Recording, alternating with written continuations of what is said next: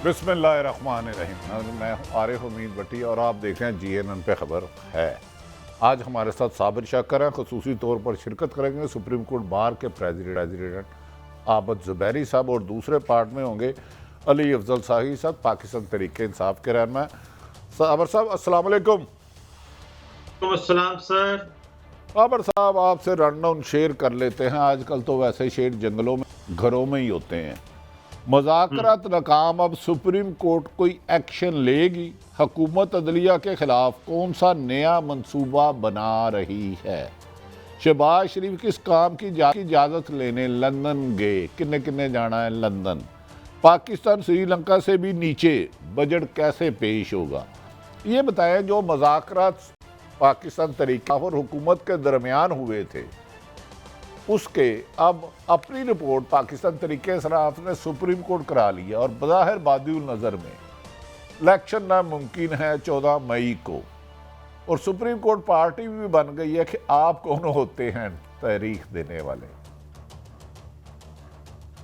जी साबर साहब। जी अच्छा, सूरत हाल ये भट्टी साहब के बज़ाहिर ये बिल्कुल अनाउंस हुआ है कि मुज़ाकरात नाकाम हो गए हैं, लेकिन मेरी जो बात हुई है कुछ लोगों के साथ जो मुज़ाकरात में शरीक थे, वो कहते हैं कि जी मुज़ाकरात अभी मुज़ाकरात नाकाम नहीं हुए, बल्कि इसमें एक पॉज़ आया है और कुछ चीज़ें हैं जो कि हुक्मरान इत्तेहाद के दायरे अख्तियार से बाहर थीं।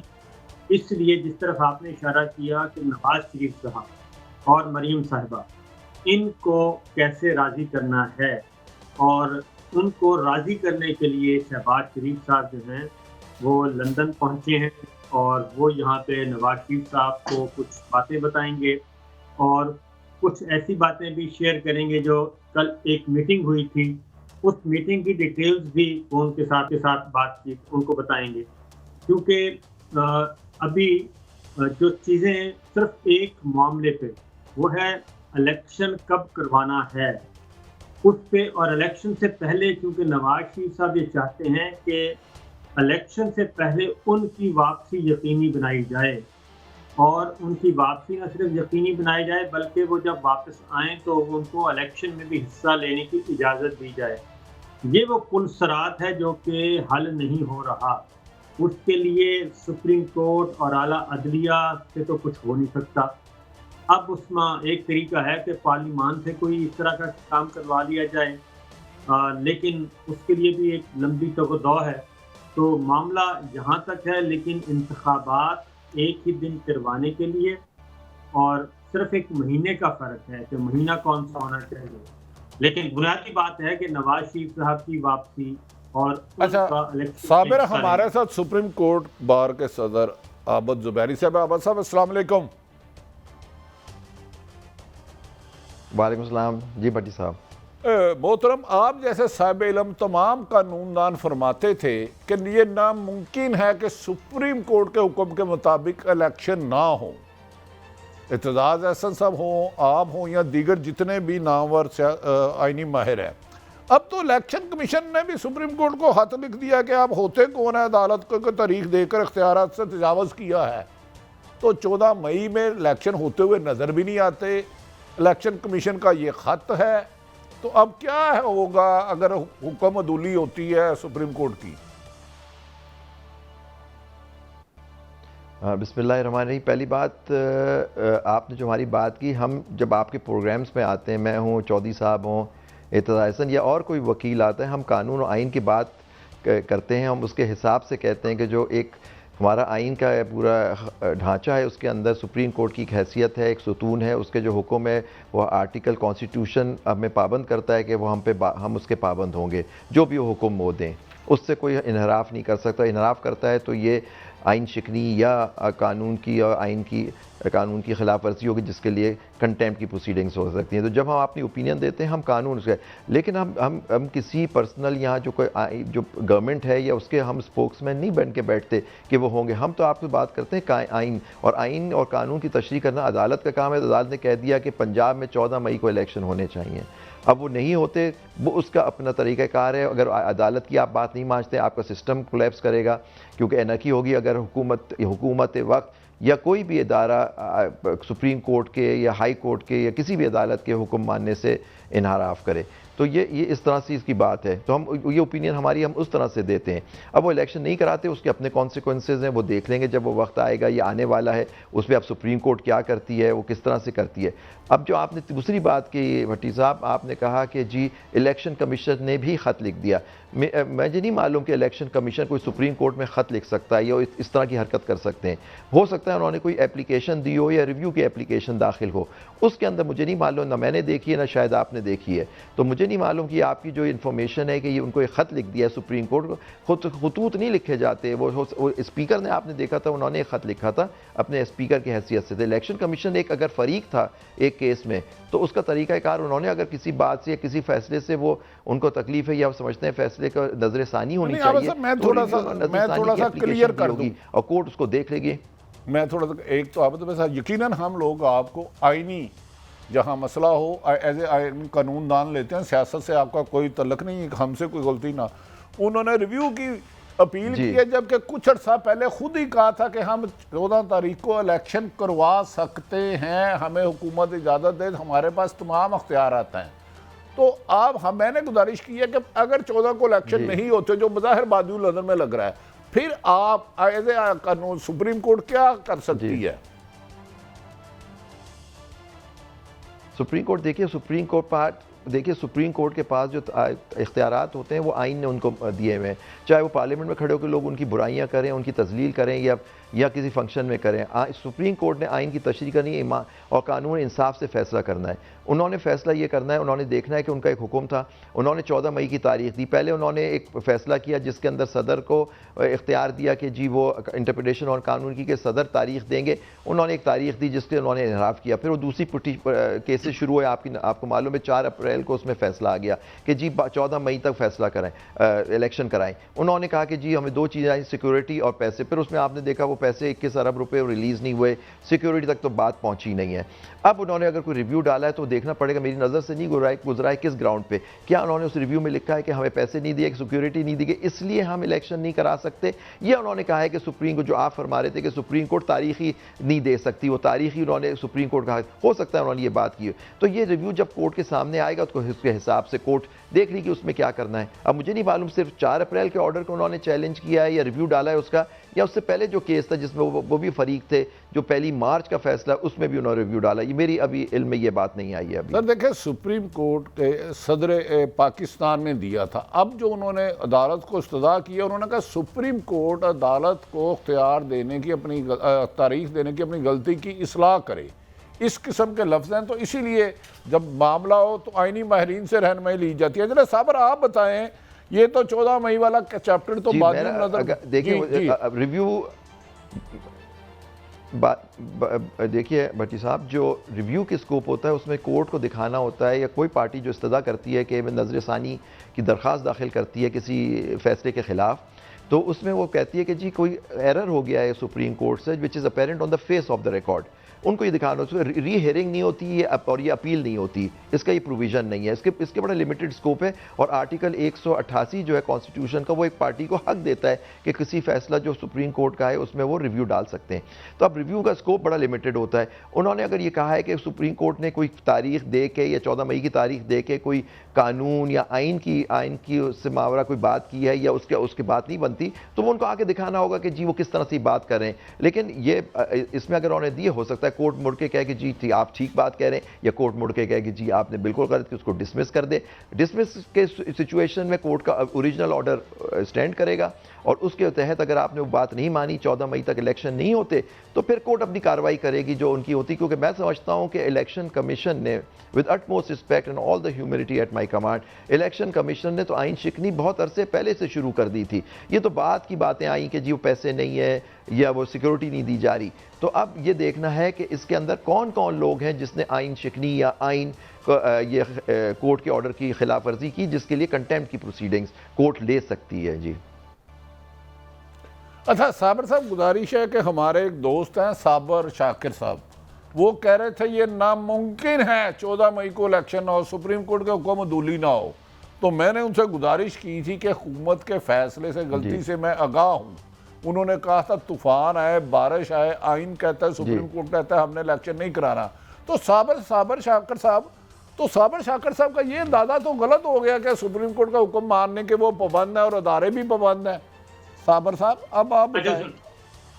उसमें जुबैरी साहब आपसे एक ये जो पेटिशन फाइल की है ना, ये नजरसानी की दरखास्त जो है वो ये कहते हैं कि 14 मई पोलिंग की तारीख, 14 मई पोलिंग की तारीख आप वापस लें और आर्टिकल 254 से जो इस्तिफादा है वो मुद्दत गुजरने से पहले भी उठाया जा सकता है।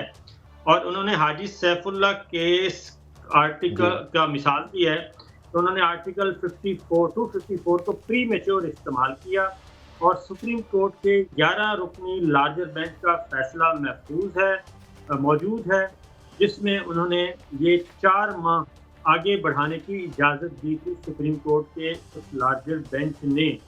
इसलिए उन्होंने कहा कि मुतल्लिका आर्टिकल के साथ पढ़ा जाए, लिहाजा एक तो आप इख्तियार जो है वो इलेक्शन कमीशन पे छोड़ दें, जो दूसरा 254 का जो बाद अज गुना जो है वो कवर देता है, वो कहते हैं कबल अज गुना, इसको कवर देने का पहले से फैसला मौजूद है। ये है रिव्यू पिटीशन। अब आप बताएं।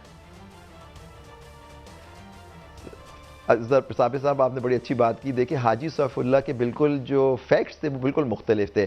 आपको याद होगा कि ये हाजी सैफुल्लाह केस का जो बैकग्राउंड था वो उस वक्त जनरल ज़ियाउल हक साहब के ज़माने की वो बातें हैं, और जुनैद साहब की जो डिसमिस हो गई थी इलेक्शन, उन्होंने, जो जनरल ज़ियाउल साहब उस वक्त हयात थे, उन्होंने वो तारीख नहीं दी थी। बाद में उन्होंने तारीख दी जिसमें वक्त गुजर गया था, तो 254 का इस्तेमाल किया गया। वो एक अलग सिचुएशन थी, वहाँ कॉन्स्टिट्यूशनल रूल और लॉ उस वक्त तक नहीं था। चलें 254, अब आइए 254 है क्या। 254 कहता है कि जी आर्टिकल 250 को अगर कोई मुद्दत या वक्त का तयन या टाइम दिया हुआ है और उस पर ना हो तो वो चीज़ गलत नहीं होगी। लेकिन 254 के बाद में कई केसों में उसकी तशरीह सुप्रीम कोर्ट ने ही की हुई है, और सुप्रीम कोर्ट ने तशरीह ये की है कि कोई तारीख वो या कोर्ट देगा या वो अगर आइन के तहत दी हुई है उसको कॉन्स्टिट्यूशनल ग्राउंड पे तो आप उसको कवर दे सकते हैं, अनकॉन्स्टिट्यूशनल कोई चीज़ नहीं करेंगे। आपको याद होगा सर कि जब पहला जो केस चला 1 मार्च, वो जो उसमें शॉर्ट ऑर्डर आया, उसके अंदर भी 254 बड़े डिटेल में आर्ग्यू हुआ वहाँ। और उस वक्त भी आप देखें कोर्ट ने एक कहा सदर साहब टाइम दे दें और एक इलेक्शन कमीशन से कंसल्टेशन में, और उस जमाने में भी आपने टाइम, आपको याद होगा 30 तारीख दी गई। पीरियड जो खत्म हो रहा था वो 22 अप्रैल को हो रहा था, 90 दिन। उस वक्त भी सुप्रीम कोर्ट ने 254 पर रिलाई किया। उन्होंने कहा कि क्योंकि आर्टिकल 52 दिन का टोटल इलेक्टोरल आपका प्रोसेस है, उसके अंदर आपको ये कंप्लीट करना होता है, इसलिए हम थोड़ा सा बढ़ा रहे हैं। फिर आपको याद होगा इन्होंने खुद ही, इलेक्शन कमीशन ने वो खुद ही जज और जूरी बन के बैठ गए, उन्होंने 8 अक्टूबर तारीख दे दी। उस पर दूसरा केस हुआ जिसमें 4 अप्रैल को फैसला आया कि जी अब 14 मई तो आप दे दें। तो जो टाइम एक्सटेंड करना था सुप्रीम कोर्ट ने एक हद तक कर दिया। और 254 देखिए, टाइम कॉन्स्टिट्यूशन के अंदर इलेक्शन का टाइम मैंडेटरी है, ये सुप्रीम कोर्ट ने होल्ड कर लिया है कि 90 दिन से आगे नहीं बढ़ सकता। और उसकी मैं आपको मिसाल देता हूँ साबिर साहब, भट्टी साहब के, आपको याद होगा जब शहादत हुई शहीद बीबी की, तो उस वक्त इलेक्शन थोड़ा सा डिले हुआ, जनवरी से वो फरवरी में चला गया। तो देखिए उस वक्त कोई सुप्रीम कोर्ट का ऑर्डर नहीं था। तो बाद में जब 18वीं तरमीम आई, 18वीं तरमीम में उन्होंने उस पीरियड को एक कॉन्स्टिट्यूशनल अमेंडमेंट की पार्लियामेंट ने, और कहा कि वो जो डिले हुआ था शहीद रानी के, शहीद बीबी का इलेक्शन, उस पीरियड में उसको कवर दिया आर्टिकल 270 BB में, वो कवर कर लिया उसको। दो ही तरीके से टाइम जो 90 दिन का हो सकता है, या तो कोर्ट उसको एक्सटेंड कर दे या आईनी तरमीम हो। तो ये खुद जो है इलेक्शन कमीशन नहीं बैठ सकता कि जी आप हाजी सैफुल्लाह के केस में 11 जजेस के ने एक फैसला किया था जिसके फैक्ट्स बिल्कुल अलग थे और उसकी रीजंस अलग थे कि उसको इस सिचुएशन में अप्लाई करके इन पे छोड़ दिया जाए कि इलेक्शन कब हो गए। कोर्ट ने एक तारीख दे दी, कोर्ट ने इंटरप्रेट किया कि 224 जो पूरा आपका, जिसके अंदर इलेक्शन कमीशन भी काम करता है, पाबंद वो भी है, मैं भी हूँ, हुकूमत भी है, सब कोई है, 90 दिन का पीरियड है और 90 डेज का मतलब होता है 90 डेज, वो एक्सटेंड या कोई आईनी तरमीम आए, दोनों। उसके अलावा अगर कोई बात होगी तो मैं समझता हूँ इस रिव्यू जो है, ये रिव्यू तो पहले ही इसमें बहुत सीरियस इश्यूज है कि वैसे ये एंटरटेन भी होगा, अगर होगा तो उस पर क्या कोर्ट। और थोड़ी सी हमें रहनुमाई कर दें। अब शहबाज शरीफ साहब वज़ीर-ए-आज़म पाकिस्तान लंदन गए हैं, क्या कोई आइन में ऐसा तरीका है कि एक शख्स सजा याफ्ते हो, चाहे साबिक प्राइम मिनिस्टर हो मोहतरम नवाज शरीफ साहब, और इश्तिहारी भी हों, उनके आए बगैर, गिरफ्तार हुए बगैर तमाम मुकदमात ख़त्म कर दिए जाएं? कोई ऐसा मुमकिन है आइन में और कानूनी तौर पर? मुझे आवाज़ नहीं आ रही। आबद साहब को तुराब आवाज़ नहीं जा रही। जुबैरी साहब सुन पा रहे हैं आप?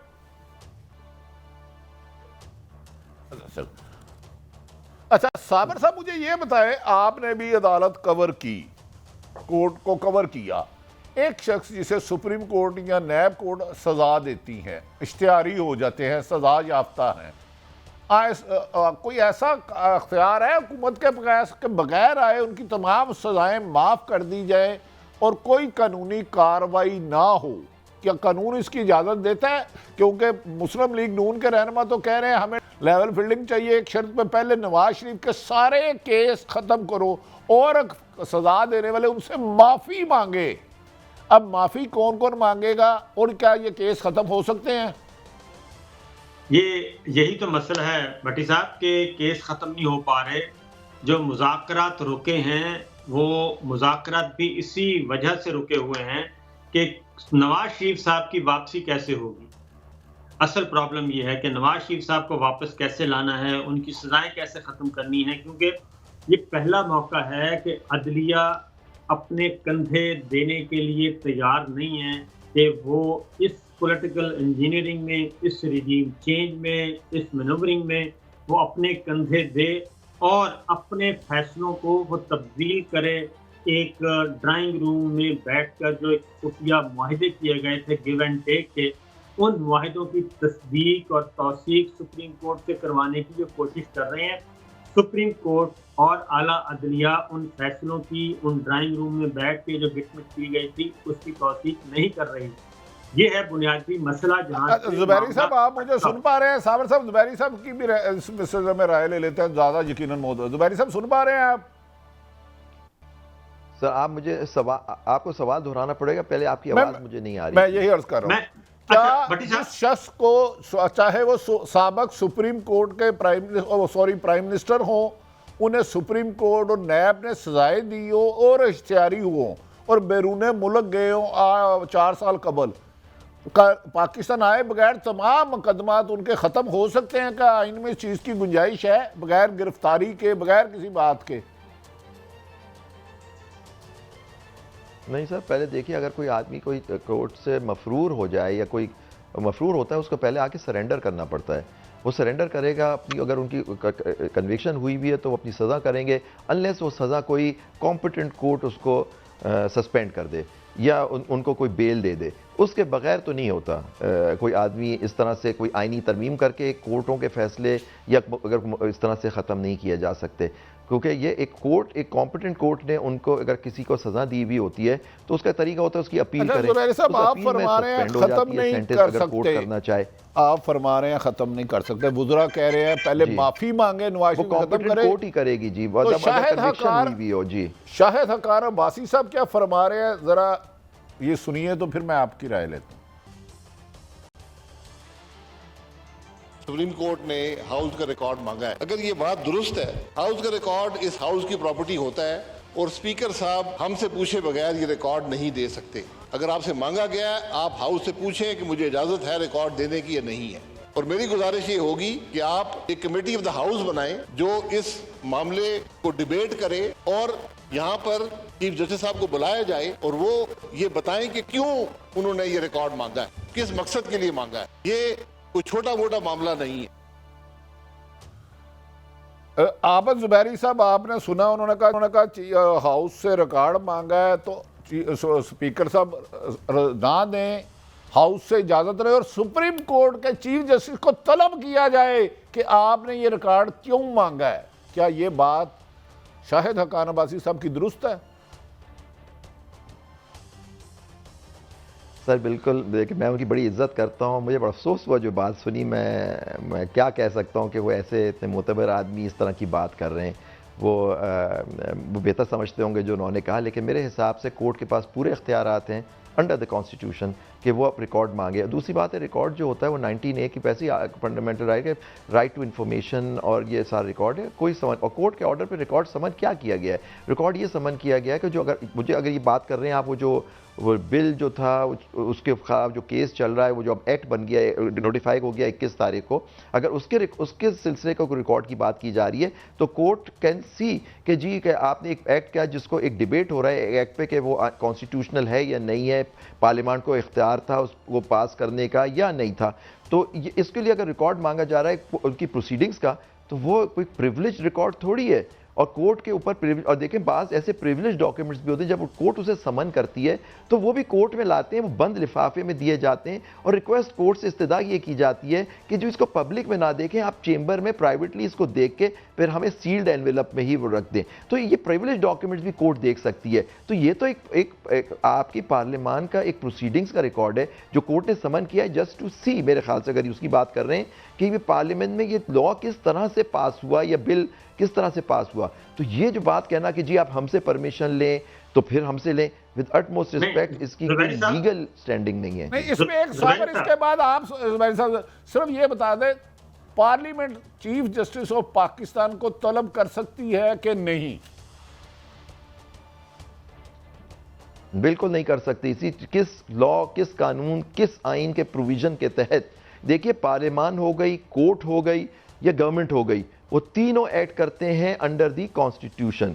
कॉन्स्टिट्यूशन में कहाँ लिखा हुआ है कि आप किसी सिटिंग चीफ जस्टिस या जज को आप समन कर सकते हैं इन दी पार्लियामेंट? सर ये चीज़ें बड़ी अनहर्ड हो, ये कभी हो नहीं सकता, ये हो नहीं सकता, ये गैर आईनी होगी। अगर ये बात अगर उन्होंने इस तरह कही तो ये बहुत ही गलत बात होगी सर।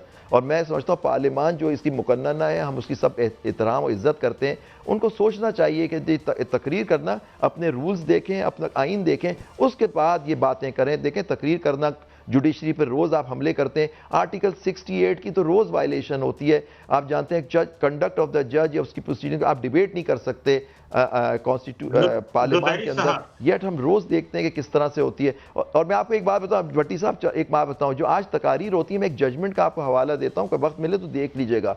जब ये पुराने हमारे चीफ जस्टिस होते थे, जस्टिस सजाद अली शाह, और आपको याद होगा उस ज़माने में भी इस तरह के हमले हुए, कोर्ट पे भी हमला हुआ, और उस ज़माने केस हुआ मसरूर अहसन जो सेनेटर थे पीपल्स पार्टी के, उनके नाम से रिपोर्टेड केस है। उसको मैं आपसे कहूँगा अपने नाजरीन या आप लोग उस जजमेंट को पढ़ें। वो सुप्रीम कोर्ट की जजमेंट, वो इवेंचुअली शो कॉज नोटिस जो इन लोगों को पार्लियामेंटेरियंस को इशू हुए थे, विड्रॉ हो गए। लेकिन वो जो तकारीर उसमें उस ज़माने में पार्लियामेंट में सुप्रीम कोर्ट के जजों और चीफ जस्टिस के खिलाफ हुई, वो प्रोड्यूस्ड हैं उसके अंदर। और आज देखें, बाज़ ऐसे जो अभी आप टीवी पे भी लोग दिखा रहे थे, मोअज़्ज़ज़ मेंबरान पार्लियामेंट के, वो उस वक्त भी मौजूद थे पार्लियामान में, और उनकी तकरीर और आज की तकरीर में आप मवाजना कर लीजिए सर। जी साहब, और आप ज़ुबैरी साहब से कुछ बात पूछना चाह रहे थे? ज़ुबैरी साहब, आपको मैं थोड़ा सा बताता हूँ। 2 तरह का रिकॉर्ड मांगा है सुप्रीम कोर्ट ने। नंबर 1 तो रिकॉर्ड मांगा है 5 इजलासों का, कौमी असम्बली के 5 इजलास जिनमें अदलिया को 68 की वायलेशन की गई और अदलिया के लिए मुगल्लिज़ात इस्तेमाल की गई। ठीक है ना जी? एक तो ये रिकॉर्ड मांगा 5 इजलास। अब दूसरा एक और काम किया है, जो स्पीकर ने खत लिखा था चीफ जस्टिस और ऑनरेबल जजेस को, स्पीकर कौमी असम्बली ने, उसमें उन्होंने संगीन इल्जामात लगाए ऑनरेबल जजेस पे कि जी आपने गैर आईनी और गैर कानूनी काम कर रहे हैं। जी जी। उसके जवाब में सुप्रीम कोर्ट ने उन इजलासों का भी रिकॉर्ड मांगा है, और ये जो बिल प्रोसीड हुआ है इस कायमा कमेटी का रिकॉर्ड मांगा है। तो असल में ये जो रेजिस्टेंस की जा रही है वो इसलिए की जा रही है कि ऑफिशियल रिकॉर्ड अगर इन्होंने सबमिट करवा दिया कौमी असम्बली की सारी प्रोसीडिंग्स, तो वो एक पीस ऑफ एविडेंस है, क्योंकि उसका फिर फोरेंसिक करवाने की जरूरत नहीं पड़ेगी। वो एक पीस ऑफ एविडेंस है जिसमें आइन की खिलाफ वर्जी करते हुए अदलिया के जजों पे संगीन इल्जामात लगाए गए, और ये इसलिए रजिस्ट कर रहे हैं कि वो रिकॉर्ड नहीं देना। अगर वो रिकॉर्ड चला गया तो इनके खिलाफ प्रोसीडिंग स्टार्ट हो जाएंगी। ये है मामला। साबिर साहब, मैं आपको एक बात बताता चलूं ये जो रिकॉर्ड जो प्रोसीडिंग्स होती हैं पार्लियामेंट की प्रिविलेज नहीं होती, ये पब्लिक डॉक्यूमेंट्स होते हैं पब्लिक, तो ये कोर्ट वैसे ही ऑर्डर कर सकती है और इनको देने पड़ेंगे। और अगर नहीं देते तो मैं तो समझता हूँ कोर्ट आपसे, पीटीवी से, आप लोगों से वो सारी रिकॉर्डिंग मांग ले जिसमें आप रोज़ ही हमें दिखाते हैं टीवी पे जो वहाँ डिबेट्स हो रही होती हैं, देश से पब्लिक, हम लोग सारा मुल्क देख रहा होता है जो बातें वहाँ हो रही होती हैं। तो मैं तो कहता हूँ वो आपको पता है अखबार की कटिंग्स जो होती हैं और जो ये टीवी पे जो आता है, कोर्ट ने जजमेंट्स है कोर्ट की कि they can be used as evidence. और आपको पता है अब जब ये पिछले ज़माने में जब 58(2)B हुआ करता था और सदर पाकिस्तान डिसमिस करते थे असेंबली को, तो ये पब्लिक, ये जो आप उस ज़माने में अखबारों में और चीज़ें होती थी वो पार्ट ऑफ द रिकॉर्ड और एविडेंस होती थी। तो ये जो चीज़ें तो पब्लिक डोमेन में वैसे ही है, सोशल मीडिया पे है, ये हर चीज़ मौजूद है। तो ये अगर वो नहीं देते, जो नैले पे दला हुकूमत में मुकाबला लगा हुआ हुकूमती रहनुमाओं में कि अदलिया की कौन तजलील करता है। एक और शॉट सुनाता हूँ मेरे, तो वो अल्फाज मैं नहीं दोहरा सकता, फिर आपसे मैं तो कहता हूँ बिल्कुल सही वक्त पे कोर्ट ने ये सही साहब दिखाएं जरा, जुबैरी साहब और साबर शाकर साहब से थोड़ी सी लें इस पे उनकी रिपोर्ट। मैं उनके नाम यहाँ पे लेना मुनासिब नहीं समझता। जज टिकटें बेच रहे हैं पीटीआई की, इसीलिए आज भी फिर उसे रिलीफ मिल गया है, लेकिन वो पेश नहीं हुआ। इस तरह ये गुंडागर्दी नहीं चले। पहले तो सिर्फ इमरान खान लेता था, जब बनी गाला तक पैसे जाते थे, अब जज पैसे ले रहे हैं और टिकटें दिलवा रहे हैं। ऐसे लोगों के सामने हमें किसी सूरत नहीं झुकना चाहिए। जुबैरी साहब और साबर साहब, जज टिकटें बेच रहे हैं, हमारी जरूरत कभी सिविल जज साहब को भी इस तरह नाम लेने की नहीं हुई। इमरान खान साहब ने, एक मोहतरमा जेबा साहबा एक बात की थी, तो आज तक वो लटके हैं। क्या अदालतें भी कुछ लोगों को रिलीफ देती हैं जानबूझ के, अगर जो आपने सुनी है गुफ्तगू? बिल्कुल नहीं सर, ये बड़ी अफसोस की, और जो साहब ये कर रहे थे उनकी तो वैसी, मैं क्या उनके बारे में बात करूं, आप तो खुद उनको जानते हैं, वो उनका किस पार्टी से ओरिजिनली ताल्लुक था, फिर किस पार्टी में आ गए और फिर उन्होंने क्या किया। साहब कथा कलामी की माफी, वो बेचारे बहुत अच्छे आदमी हैं, मुबैना तौर पर चौकी इंचार्ज लगाने की भी फीस ले लिया करते थे, वो फीस है, लेकिन ये मजाक में कर रहा हूँ, मजाक में, मुबैना तौर पर। तो ये बताएं, आप बताएं, क्या ऐसे लोगों को हम अपने ऑनरेबल जज साहबान की बारे में इस किस्म की गुफ्तगू की इजाजत मिलनी चाहिए? सर नहीं हो सकती। आर्टिकल 68 की वायलेशन, कोर्ट ने अगर ये स्टेप लिया, तो मैं कहता हूं पहले कोर्ट ने बड़ा तहम्मुल का मुजाहिरा किया और फिर पहले अभी तक, लेकिन अब यहाँ तक इस नहज पे बात पहुँच गई है कि अब जजों के बारे में ये इस तरह के अल्फाज इस्तेमाल हो रहे हैं, इस तरह की बातें हो रही हैं, तो बड़े अफसोस की बात है। कोर्ट शुड नाउ इंटरवीन कि जी अब कोर्ट की देखें, इंस्टीट्यूशन इज्जत हो रही है, अगर कोर्ट की इज्जत खराब होगी और होगी तो हमारे मुल्क की इज्जत खराब होगी, क्योंकि एक इंस्टीट्यूशन है। देखें, जजेस आपकी ज़बान में आपसे बात नहीं कर सकते, वो अपने जजमेंट्स के थ्रू बोलते हैं, वो कोर्ट में इस तरह की बातें नहीं होती जिस तरह की आप ज़बान इस्तेमाल कर रहे हैं। तो अब एक चीज़ का एक वक्त हो गया, आपका आइन में एक पाबंदी है, आप आइन की तो खिलाफ वर्जी, आइन शिकनी तो आप खुद हो रही है पार्लियामेंट के अंदर। अब ये कोर्ट उसको देखे कि क्या इसको यहाँ रोकना है, वरना तो मैं आपसे जजमेंट के जो मसूर एहसन की जो एग्जाम्पल दी, आप उठाइए उसकी तकारीर देख लीजिए कितना वो मिलती है, जो आज से 97 में हो रहा था, 98 में, और अब जो हो रहा है। सर अब जुबैरी साहब बहुत शुक्रिया, आपने अपना कीमती टाइम दिया। बात जज की नहीं, बात सुप्रीम कोर्ट के एहतराम की है। जिस मुल्क में आइन और सुप्रीम कोर्ट की तौहीन मामूल बन जाए तो वहाँ माफिया राज हो जाता है। नाज़रीन, छोटी सी ब्रेक के बाद यहीं से सिलसिला शुरू करें।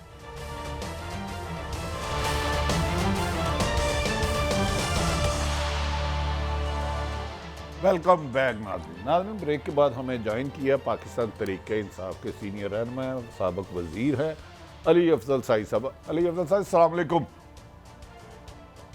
जी वालेकुम सलाम भट्ट साहब। अली साहब, एक तरफ तो हुकूमत आपसे खासी खफा लगती है, मरियम नवाज साहिबा भी खफा लगती हैं, क्या वजह है? एक तो आप इलेक्शन की तैयारी कर रहे हैं, बदमाश सर्वे में था, आप जीत रहे हैं, अब 14 तारीख को इलेक्शन नहीं हो रहे, क्या आपके खिलाफ भी कोई इंतकामी कार्रवाइयों का सिलसिला जारी है?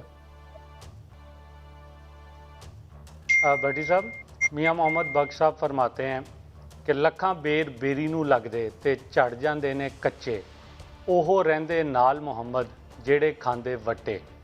तो सारों की तरह प्राइस पे कर रहे हैं इमरान खान साहब के साथ खड़े होने की, और भरपूर विक्टिमाइजेशन हो रही है।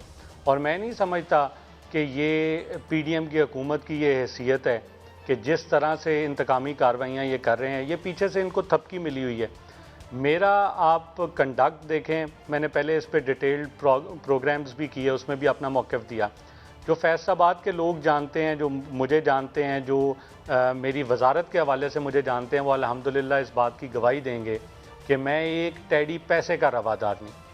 जो फैसलाबाद में मेरे हलके के अंदर जो काम हुए हैं, 4 मुख्तलिफ जो टीमें हैं वो उन्होंने आके जो सैंपल्स लिए सड़कों के, और उसके बाद उन सैंपल्स पे डिटेल्ड रिपोर्ट आई। एंटी करप्शन फैसलाबाद की टीम ने इसको इन्वेस्टिगेट किया, एंटी करप्शन साहिवाल की टीम ने इसको आके इन्वेस्टिगेट किया, उसके बाद CNW का मॉनिटरिंग एंड एवेल्यूएशन डिपार्टमेंट है, उसने आके इन सड़कों का जो है वो सैंपल्स लिए, टेस्ट किए, उसके वो रिपोर्ट्स आ गई। उसके बाद सेक्रेटरी CNW ने एक टीम बनाई।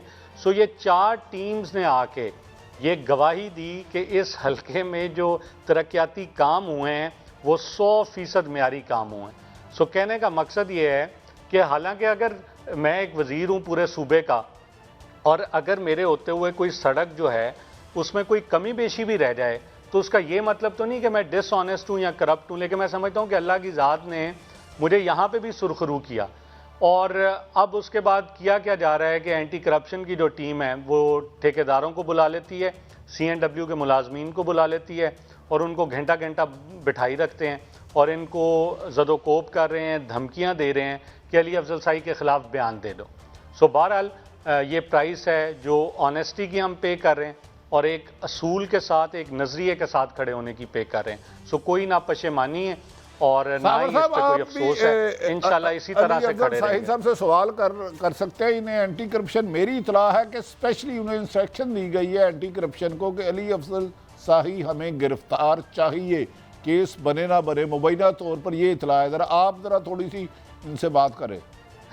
मैं कहता हूँ कि अली अफजल शाही साहब के मैं तो पास, आपको ये कह रहा हूँ, अली अफजल शाही एंटी के करप्शन पास, की ये अली जरा साबिर आपसे सवाल करना चाह रहे हैं जरा प्लीज। जी साबिर। मैंने कहा एक तो अली अफजल शाही के पास एक तरीका है बचने का कि वो अपना जो है जो सियासी शजरा नसब है वो जोड़ लें रफीक कारड़ मरहूम से, और उसके बाद जोड़ लेंगे तो आपके मामला जो हैं वो काफ़ी हद तक हल हो सकते हैं।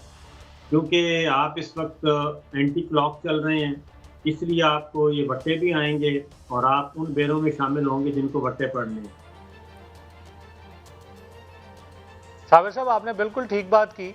देखिए, मैं तो ये समझता हूँ कि बड़ी क्लैरिटी है मेरे दिमाग में कि मैं क्यों इस टाइम PTI के साथ खड़ा हूँ, क्यों खान साहब के साथ खड़ा हूँ। मैं इसलिए खड़ा हूँ कि मुझे पता है कि ये वो जमात है, ये वो लीडर है जो पाकिस्तान को बहरान से निकाल सकता है। मैं ये समझता हूँ कि ये वो लीडर है जो उम्मत मुस्लिमा की नुमाइंदगी कर सकता है। ये वो लीडर है जो पाकिस्तान को आलमी फोरम्स पे डिफेंड कर सकता है। ये वो लीडर है जो पाकिस्तान को, मैं समझता हूँ, हकीकी मानों में एशियन टाइगर बना सकता है। अब इसके लिए जो प्राइस है वो हम पे करेंगे। और जो आपने बात की, देखें, सियासत तो की जाती है इज्जत के लिए। मेरा तो बड़ा इस पे क्लैरिटी है दिमाग में कि मैं तो सियासत कर रहा हूँ इज्जत के लिए। जो तरीकाकार आपने बताया ये बिल्कुल मेरे पास अवेलेबल है कि मैं अता तारड़ की तरह, इसके दादा की तरह वही काम करूं। लेकिन आज आप देखें कि उनको दुनिया से रुखसत हुए कुछ साल गुजर चुके हैं, लेकिन आज भी तारीख़ में एक स्याह नाम है उनका। सो मैं ये चाहता हूं कि मैं जब इस दुनिया से जाऊं तो मुझे अच्छे अल्फाज में याद किया जाए। जब तारीख़ में कभी मेरा जिक्र आए, जो मौरख है वो तारीख़ लिखे। अली चले, वो तो इधर नहीं। ऐसे ये बताएं, कभी आपको ये दबाव डाला गया कि इमरान खान का आप साथ छोड़ दें और आपके केस ख़त्म हो जाएंगे, आपको तंग नहीं किया जाएगा? कभी ऐसा वक्त भी आया आपकी एक 1.25 साल की नहीं, बट साहब, इसमें तो कोई दो राय नहीं है। मुझे तो सिर्फ कीमत ही इस चीज़ की चुकाना पड़ रही है। मैं तो आपको बता रहा हूँ कि मैं तो अल्हम्दुलिल्लाह मैं ये दावे से कह सकता हूँ कि मैं तो दूध का धुला हुआ हूँ। मैंने तो कभी सरकारी खर्चे से चाय नहीं पी। सो अगर मैंने सरकारी खर्चे से चाय पी होती तो इन्होंने मेरे पे मुकदमा बना देना था। ये तो बड़े मुश्किल सूरत हाल में फंसे हुए हैं कि मुझे पकड़ें तो कहाँ से पकड़ें। मैंने तो अपने डिपार्टमेंट में शफाफियत का एक जो है वो नए उस पे ले गया, नए लेवल पे ले गया शफाफियत। मैंने जो है सरकारी ठेकों से जो जो टेंडर हमने करवाए, मैंने पहले भी कई प्रोग्राम्स में जिक्र किया कि मैंने तो जो ठेके हो चुके थे, जो लीगली ऑक्शन वो हुई और जो ठेके दिए गए, टेंडरिंग का जो प्रोसेस था वो फॉलो करने के बाद जिस कीमत पे टेंडर अवार्ड हुआ, उसमें मैंने ठेकेदारों से जो है वो रिलीफ लेके दिया, उन्होंने पैसे वापस किए सरकारी खजाने में। ये पंजाब की तारीख में आज तक नहीं हुआ, तो मुझे ये कैसे पकड़ेंगे? मैं तो अल्हम्दुलिल्लाह कहता हूँ, मेरा तो बाजी भी सबके सामने है। मेरी एक गुजारिश आपसे, जो सवाल था, मैंने कहा कहीं आप पर दबाव आया कि इमरान खान का साथ अगर आप छोड़ दें तो आपके पास केस खत्म हो जाएंगे, आपको तंग नहीं किया जाएगा, इस किस्म का कोई पैगाम आया आपको? बट साहब दबाव ही है, बिल्कुल बिल्कुल दबाव ही है। मुझे तो इसके अलावा ऑफर की गई, ल्यूक्रेटिव ओहदे ऑफर किए गए, मैंने तो वो सबसे इनकार किया और उसी की कीमत चुका रहा हूं मैं। मेरे पे तो देखिए, आज के दिन भी अगर देखा जाए तो मेरे पे केस क्या है? केस तो ये बना ही नहीं सके ना, मेरे पे तो नोटिसेस हैं। मसलन मेरे पे इन्होंने बनाया एटीसी का केस इस्लामाबाद में, मैं अदालत के अंदर मौजूद हूं और जो मदई है उसका जो केस का, वो कहता है कि मैं देख रहा हूं कि बाहर अली अफजल शाही जो है पुलिस वालों को मार रहा है, उनकी जेब से मोबाइल निकाल रहा है, पैसे निकाल रहा है, और मैं अदालत के अंदर मौजूद हूं। इसी तरह से जो एंटी करप्शन का नोटिस है उसका भी कोई सर पैर नहीं है। जो नैब का नोटिस है, मैंने बताया, नैब वाले मेरे से पूछ रहे हैं कि आपके क्या असासे हैं, कितने असासे हैं। मैंने नैब वालों को बताया कि आप थोड़ी सी शर्म करें, आपने एसेट बियॉन्ड मींस का केस बनाना है मेरे पे। अगर आपको मेरे एसेट्स ही नहीं पता तो क्या केस बना रहे हैं मेरे पे? इसी तरह से नैब वाले मेरे से पूछ रहे हैं कि वजीर की जिम्मेदारी क्या है, क्या जिम्मेदारियां वजीर की। सो अगर आपको वजीर की जिम्मेदारियां ही नहीं पता तो आपको कैसे पता चला कि मैंने अपने इख्तियारात से तजावुज किया है? सो मेरे पे एज ऑफ टुडे कोई भी केस ऐसा नहीं है जिसका सर पांव हो। एक और तरीका है, आपसे ये सारी बातें बिल्कुल नहीं वो पूछेंगे। अगर आप अपने बुजुर्गों को कहें कि वो जस्टिस मलिक कयूम और जस्टिस राशिद मरहूम के नक्शे कदम पे चलें, आप भी उनको कोई कमिटमेंट्स दे दें, कोई गारंटीज दे दें, क्यों नहीं देते आप और आपके बुजुर्ग? हाँ नहीं, क्योंकि देखें, हाँ बिल्कुल साबिर शाकिर साहब, इसलिए नहीं देता कि मेरा ज़मीर जिंदा है, मेरा ज़मीर मुर्दा नहीं हुआ। दूसरा यह है कि मैं समझता हूँ कि मेरी हैसियत नहीं है इस सारे खेल में कि मैं कोई भी ऐसा मशवरा दे सकूँ। ना वो मेरे से मशवरा मांगते हैं, ना मैं उनको मशवरा देने की उस कैपेसिटी में हूँ। वो आइन और कानून के मुताबिक काम कर रहे हैं। इस चीज़ से इनको तकलीफ़ है। तकलीफ़ इस चीज़ से है कि ये अदालतें अब एक फ़ोन कॉल पे जस्टिस कयूम की तरह फैसले सुन के नहीं दे देती। अब ये अदालतें रफ़ीक तारड़ से ब्रीफ केस लेके फैसले नहीं दे रही, फैसले तो हो रहे हैं आइन और कानून के मुताबिक। उसमें कई दफ़ा इनको भी रिलीफ मिल जाता है। जब इनको रिलीफ मिलता है तब तो अदालतें बहुत अच्छी हैं, जब इनको रिलीफ नहीं मिलता तो फिर अदालतों से तकलीफ शुरू हो जाती है। इसी अदालत ने जो हमारा फेडरल कैबिनेट का ऑर्डर था जिसके मुताबिक नवाज शरीफ साहब ने 7 अरब रुपए की श्योरिटी बॉन्ड जमा करवा के बाहर जाना था, तो इसी अदालत ने कहा कि वो 50 रुपए के उस पे स्टैम्प पेपर पे बाहर फरार हो जाएं। इन्हीं अदालतों ने इनको मरियम नवाज साहबा को पासपोर्ट दिया। मैं अली थोड़ा सा रोकूंगा। पाकिस्तान में ये कल्चर है कि गरीब आदमी का बच्चा रोटी भी चुराए तो उसको कहते हैं कोड़े मारो, चोर है, इतनी सी उम्र में तो चोरी शुरू कर दी है। अगर किसी अमीर आदमी का बंदा किसी हीरे की दुकान में जाए और वो हीरा चोरी कर ले तो मामा कहती है नहीं मेरा बेटा बड़ा शरारती, इसे चमकने वाली चीज़ पसंद है। तो आप तो गलती करें। अच्छा, आ जाते हैं, आप फैसलाबाद से हैं, माशी तबाही के दहाने पे मुल्क खड़ा है। क्या फैसलाबाद की इंडस्ट्री में क्या सूरत हाल है आजकल, आप कल क्या देख रहे हैं? नहीं भट्ट साहब, ये तो पूरा मुल्क तबाह कर दिया ना। ये आप देखें, यानी टोटल ये रजीम चेंज ऑपरेशन का मकसद क्या था? आपको वाज़े नज़र आता है। मकसद बड़ा सिंपल और क्लियर मकसद था कि अपने केसेस माफ़ करवाने हैं, नैब कवानीन में तरमीम करनी है और उसके बाद इधर से इलेक्शन से राह फरार इख्तियार करना है। देखें, अफसोस की बात क्या है? अफसोस की बात यह है कि ये किस किस्म की जमहूरियत है और ये किस किस्म का जमहूरी मुल्क है कि हम इलेक्शन से भाग रहे हैं। यानी इलेक्शन के बगैर तो जमहूरियत का तस्वुर ही मुमकिन नहीं है। और इलेक्शन से क्यों भाग रहे हैं? अपने करतूतों की वजह से भाग रहे हैं, अपनी परफॉर्मेंस की वजह से भाग रहे हैं, अपनी डिलीवरी की वजह से भाग रहे हैं। जब ये परफॉर्मेंस होगी, बेड़ा गर्क करके रख दिया इन्होंने मईशत का, आप फैसलाबाद की बात करते हैं, पूरे पंजाब में देखें, फैसलाबाद तो क्योंकि एक इंडस्ट्रियल सिटी है, ये वो शहर था जहां पे मजदूर नहीं मिलते थे, और आज ये हालत है कि बेरोजगारी जो है वो अपने अरूज पे पहुंच चुकी है। और इतनी मैं समझता हूं कि गुर्बत मैंने अपनी ज़िंदगी में नहीं देखी, इतनी बेरोजगारी अपनी ज़िंदगी में नहीं देखी जो आज देख रहे हैं। गरीब आदमी बिल्कुल पिस के रह गया है। सो मैं ये समझता हूं कि यही परफॉर्मेंस है जो इनको इलेक्शन नहीं करवाने देती, क्योंकि इलेक्शन का जो नतीजा है वो तो नविश्ता दीवार है, वो तो नजर आ रहा है कि इनको बड़ी मार पड़ने वाली है इलेक्शनों में। ये तसव्वुर ही नहीं कर सकते कि ये इलेक्शन जीत सकेंगे। इस तरह की परफॉर्मेंस से इलेक्शन नहीं जीता जाता। अली साबर, ये पीटीआई पर इस दफा टिकटें फरोख्त करने का खासा इल्जाम लग रहा है, आपकी नजर में क्या है? साबर साहब, आपको भी इंफॉर्मेशन इनसाइड रहते हैं आप हमेशा।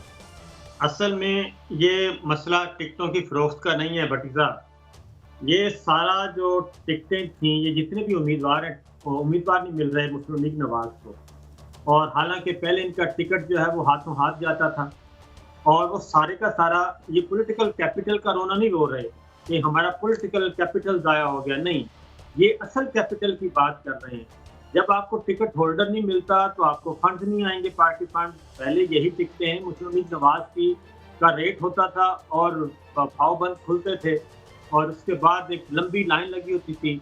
इस दफ़ा 300 हल्के, 297 हल्के हैं पंजाब के MPS के। आपको पता है कितने उम्मीदवार आए हैं? टोटल दरखास्तें आई हैं 60 से भी कम, जिसके बाद इन्होंने तमाम हल्के ओपन कर दिए हैं। और मरियम नवाज साहिबा, आप अंदाज़ा करें, तसव्वुर करें कि मरियम साहिबा चीफ ऑर्गेनाइजर पाकिस्तान मुस्लिम लीग नवाज शरीफ साहब की साहबजादी और मौजूदा प्राइम मिनिस्टर की भतीजी और पता नहीं कितने रिश्तेदारी हैं, उनको इंतखाबी निशान कौन सा अलॉट हुआ है?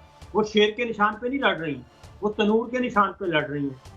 तो ये पॉलिटिकल कैपिटल का मसला नहीं है। साबर, आप गलत बात कर रहे हैं। बायस पाकिस्तान में गद्दुम नायाब है, रोटी है कुछ नहीं, अब बेचारी तंदूर भी न जाए। अच्छा अली, आप अगर थोड़ी सी ये दरियादिली दिखाएं, जैसे साबर शाकर साहब कह रहे हैं मुस्लिम लीग नून को उम्मीदवार नहीं मिल रहे, तो सुना है इंडस्ट्री बंद होने की वजह से खासे लोग बेरोजगार हो गए हैं। क्या आप नून लीग को ये फेवर देंगे कि चंद बेरोजगार नौजवान नून लीग को दे दे ताकि वो उन्हें टिकट दे के इलेक्शन लड़ा सके? कम से कम मुकाबला तो हो। नहीं भट्टी साहब, असल इशू ये है कि ये जो वोट को इज्जत दो का बयानिया था ना, वो वोट का नाम भी ना लो पे आके दफन हो गया।